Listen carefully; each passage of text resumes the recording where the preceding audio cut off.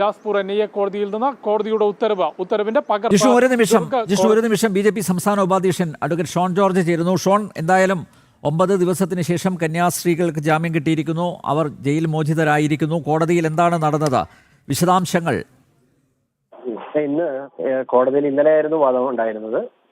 Prosecution പ്രധാനപ്പെട്ട 2 ചാർജുകളായിരുന്നു ഇവർക്കെതിരെ ഉണ്ടായിരുന്നത്. ഒന്ന്, ആന്റി കൺവേർഷൻ ലോ അനുസരിച്ചുള്ള സെക്ഷൻ 4, അതുപോലെ ഹ്യൂമൻ ട്രാഫിക്കിംഗ് സെക്ഷൻ 143(3) എന്ന 2 സെക്ഷൻസ് ഉണ്ടായിരുന്നു.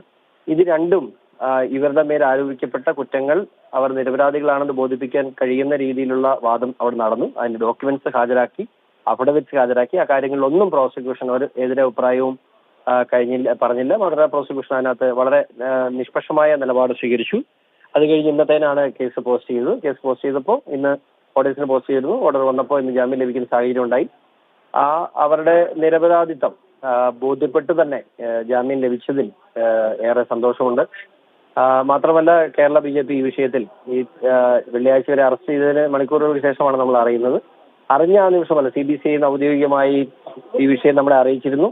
അറിയിച്ച അന്നു മുതൽ ഈ നിമിഷം വരെയും നിയമപരമായും അല്ലാതെയും ഇവിടുത്തെ സർക്കാരുകളെ കോർഡിനേറ്റ് ചെയ്തും ഛത്തീസ്ഗഡ് സർക്കാരിനെ കോർഡിനേറ്റ് ചെയ്തും ഞങ്ങൾക്ക് ചെയ്യാൻ കഴിയുന്ന കാര്യങ്ങളെല്ലാം ചെയ്തു.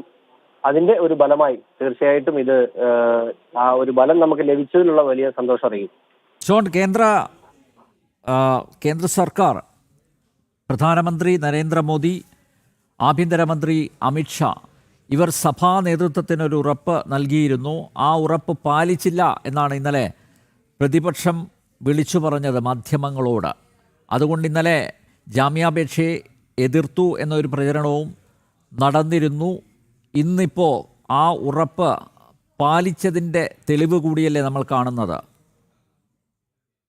ബഹുമാനപ്പെട്ട പ്രധാനമന്ത്രിയും ബഹുമാനപ്പെട്ട ആഭ്യന്തര വകുപ്പ് മന്ത്രി അമിത്ഷാജിയും ഈ വിഷയത്തിൽ നടത്തിയ കൃത്യമായ ഇടപെടൽ. രാജീവ് ചന്ദ്രശേഖർ 2 പ്രാവശ്യം ഹോം മിനിസ്റ്ററെ കണ്ടിരുന്നു. ബഹുമാനപ്പെട്ട പ്രധാനമന്ത്രി വളരെ ഗൗരവമായി വിഷയത്തിൽ ഇടപെട്ട സാഹചര്യം ഉണ്ടായതുകൊണ്ടാണ് നമുക്ക് ഇത്രയും വലിയ നീതി ഇത്ര പെട്ടെന്ന് കിട്ടാൻ. നമുക്കറിയാം, സ്വാഭാവികമായിട്ടും ഒരു കേസിന്റെ അവസ്ഥ എന്ന് തന്നെയാണെങ്കിലും ഈ ഒരു പ്രൈമറി സ്റ്റേജിൽ ഇത്രയും വലിയൊരു അലിഗേഷൻ ശരിയോ തെറ്റോ എന്നുള്ള രണ്ടാമത്തെ കാര്യം. സ്വാഭാവികമായി ഇത്തരം കേസുകൾ ജാമ്യം കിട്ടണമെങ്കിൽ എത്ര ദിവസം എടുക്കുന്നുള്ളത് നമുക്കറിയാം. നോൺ ബെയിലബിൾ ഒഫൻസ് ആണ്. പക്ഷെ അതിന് ഇത്ര പെട്ടെന്ന് ജാമ്യം കിട്ടാനുള്ള സാഹചര്യം തീർച്ചയായിട്ടും ഛത്തീസ്ഗഡ് സർക്കാർ അവരിലേക്ക് തീർച്ചയായിട്ടും പ്രധാനമന്ത്രിയുടെയും ആഭ്യന്തര വകുപ്പ് മന്ത്രിയുടെയും നിർദ്ദേശമെത്താൻ രാജീവ് ചന്ദ്രശേഖർ ജിയുടെ ഒരു വലിയ കഷ്ടപ്പാട്, അദ്ദേഹത്തിന്റെ ഒരു വലിയ എഫർട്ട്, അദ്ദേഹം 4 ദിവസം ഡൽഹിയിൽ തങ്ങി ഇതിനുവേണ്ടി മാത്രം അത് ഫോളോ അപ്പ് നടത്തിയതിന്റെ ഒരു പ്രയോജനമാണ് എന്നിവിടെ കിട്ടിയത്. നമുക്കറിയാം, ഇവിടെ ഛത്തീസ്ഗഡിനെ സംബന്ധിച്ചിടത്തോളം ഈ ക്രൈമുകൾ ഏറെ നടക്കുന്ന ഒരു സംസ്ഥാനമാണ്. അതുകൊണ്ട് തന്നെ ഇതിന്റെ നിരപരാധിത്വം ബോധ്യപ്പെടുത്തുക എന്നുള്ള ഒരു വലിയ ടാസ്ക് ആയിരുന്നു. അത് നമുക്ക് ചെയ്യാൻ കഴിഞ്ഞു. അവർക്കത് ബോധ്യപ്പെട്ടു. സർക്കാർ കൂടെ നിന്നു. അതിനുള്ള നന്ദി ഛത്തീസ്ഗഡ് സർക്കാരിനെയും അറിയിക്കും. ഷോൺ, ഈ ദുർഗ് ജയിലിന് പുറത്ത് ഇടതുമുന്നണിയുടെയും അതുപോലെ UDFിൻ്റെയും ജനപ്രതിനിധികൾ മധുര വിതരണവുമായിട്ട് മുന്നോട്ട് പോവുകയാണ്. ക്രെഡിറ്റ് അടിച്ചെടുക്കാനുള്ള മത്സരമാണ് അവിടെ നടക്കുന്നത്.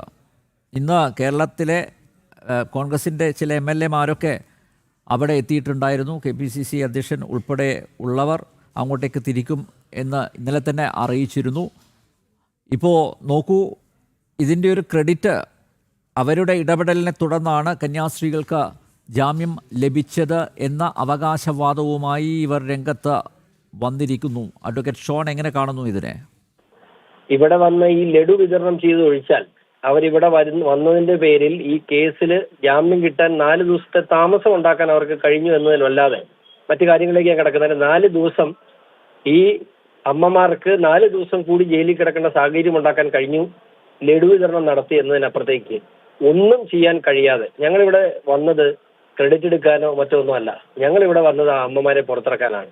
ആ ജോലിയാണ് ഞങ്ങൾ ചെയ്തത്. ഞങ്ങൾക്ക് ലഡു വിതരണം ചെയ്യാനും സമയമില്ല.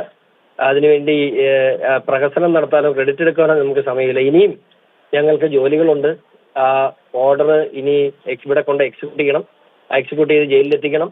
അമ്മമാരെ പുറത്താക്കണം. ആ ജോലിയിലാണ് ഞങ്ങൾ. അവർ ലഡു വിതരണം ചെയ്ത്, ഞാൻ പറയട്ടെ, ഇവിടെ വളരെ മോശമായ രീതിയിൽ ഇവിടുത്തെ ഛത്തീസ്ഗഡ് സർക്കാരിനെ വലിയ രീതിയിൽ പ്രതിസന്ധിയിലാക്കാൻ വേണ്ടിയുള്ള ഒത്തിരി ശ്രമങ്ങൾ നടന്നു. അതൊക്കെ പിന്നീട് വിശദമായി പറഞ്ഞുള്ള വലിയ ശ്രമങ്ങളാണ് ഛത്തീസ്ഗഡ് സർക്കാരിനെ പ്രതിരോധത്തിലാക്കാനും ഛത്തീസ്ഗഡ് സർക്കാർ ഇതിനെ എതിർക്കാൻ വേണ്ടി എന്തൊക്കെ സമ്മർദ്ദങ്ങൾ അവർക്ക് കൊടുക്കുക, അതെല്ലാം ചെയ്യും. എന്തുകൊണ്ട് KPCC പ്രസിഡന്റ് ഇന്ന് വന്നില്ല? ഇവിടുത്തെ ഛത്തീസ്ഗഡ് KPCC ഈ വിഷയത്തിൽ ശക്തമായ എതിരഭിപ്രായമാണ് അവർക്ക്. അതുകൊണ്ടാണ് ഇന്ന് KPCC പ്രസിഡന്റ് ഉള്ളവർ ഇങ്ങോട്ടുള്ള വരവ് വേണ്ടെന്ന് വെച്ചാൽ ഇന്നലെ വരൂ എന്ന് പറഞ്ഞത് ഇന്ന് വന്നില്ല. എന്തുകൊണ്ടാണ്? അതാണ് സാഹചര്യം. അപ്പൊ ഇവിടെ ഇതിനെല്ലാം ഈ പ്രതിബന്ധങ്ങളെല്ലാം തരണം ചെയ്യാൻ ഞങ്ങൾ കഴിഞ്ഞത് ബഹുമാനപ്പെട്ട പ്രധാനമന്ത്രിയുടെയും അമിത്ഷാജിയുടെയും രാജീവ് ചന്ദ്രശേഖരന്റെയും ഒരു വലിയ എഫേർട്ട് കൊണ്ടാണ്. ഇതിനകത്ത് മറ്റ് ലാഭനഷ്ടങ്ങളുടെ കണക്ക് നോക്കാതെ ആ അമ്മമാർ പുറത്തു വരണമെന്നുള്ള ഒരൊറ്റ നിശ്ചയദാർഢ്യത്തിൽ BJP നടത്തിയ ഒരു വലിയ ശ്രമമാണ് ഇന്ന് ബലം കണ്ടിട്ടുള്ളത്. അത് ആരെങ്ങനെ വിലയിരുത്തിയാലും ഞങ്ങൾക്ക് വിരോധമില്ല. ഷോൺ, ഒറ്റ ചോദ്യം കൂടി. പകൽ പോലെ വ്യക്തമാണ് പ്രധാനമന്ത്രിയുടെയും കേന്ദ്ര ആഭ്യന്തരമന്ത്രിയുടെയും ഇടപെടൽ ഈ വിഷയത്തിൽ ഉണ്ടായി. അതിൻ്റെ ഫലം തന്നെയാണ് ഇപ്പോൾ കണ്ടത്. നോക്കൂ, ഇതുവരെ 2 കന്യാസ്ത്രീകളുടെ മോചനം, അവരെ എത്രയും പെട്ടെന്ന് മോചിപ്പിക്കണമെന്നായിരുന്നു സഭ ആവശ്യപ്പെട്ടത്. ഇപ്പോൾ ആ കേസ് റദ്ദാക്കണമെന്നാണ് CBCI അധ്യക്ഷൻ ആവശ്യപ്പെട്ടിരിക്കുന്നത്. ജാമ്യം ലഭിച്ചതിന് ശേഷം ഇനി ഈ വിഷയവുമായി ബന്ധപ്പെട്ട് കേസ് വാഷ് ചെയ്യാൻ വേണ്ടി ഹൈക്കോടതിയിൽ സമീപിക്കാൻ അവർക്ക് അവകാശമുണ്ട്. ആ ഹൈക്കോടതിയെ സമീപിക്കുന്ന സമയത്ത് നമ്മളാൽ ചെയ്യാൻ കഴിയുന്ന കാര്യങ്ങൾ അവർക്ക് അനുകൂലമായി കേസിന്റെ അന്വേഷണത്തിന് മെറിറ്റും എല്ലാം ഇതിനകത്ത് പരിഗണിക്കേണ്ട കാര്യങ്ങളുണ്ട്. അപ്പോൾ അതുകൊണ്ട് തീർച്ചയായിട്ടും ഇവർ നിരപരാധികളാണെന്ന് നമുക്ക് ആദ്യം ബോധ്യപ്പെട്ടാൽ പോരുള്ളത്. സ്വാഭാവികമായിട്ടും അന്വേഷണത്തിന്റെ ഭാഗമായി അത് ബോധ്യപ്പെടുത്തി ഈ കേസിൽ അവർ നിരപരാധികളാക്കി അവരെ ഈ FIR ഉൾപ്പെടെ FIR ഘോഷ് ചെയ്യുന്ന ഉൾപ്പെടെയുള്ള നടപടികളുമായി മുമ്പോട്ട് പോകും. അത് സഭാ നേതൃത്വം തീരുമാനമെടുക്കുന്നതനുസരിച്ച് അവരോടൊപ്പം നമ്മളാൽ കഴിയുന്ന സഹായങ്ങൾ അവർക്ക് വേണ്ടി ചെയ്തു കൊടുക്കുക എന്നുള്ളത് മാത്രമാണ് നമുക്ക് ഇനി ചെയ്യാൻ കഴിയുക. യെസ്, വളരെയധികം നന്ദി ഷോൺ ജോർജ് പ്രതികരിച്ചതിന്. ഞാൻ വീണ്ടും ജിഷ്ണുവിലേക്ക് പോകുന്നു. ജിഷ്ണു, തുടരാം.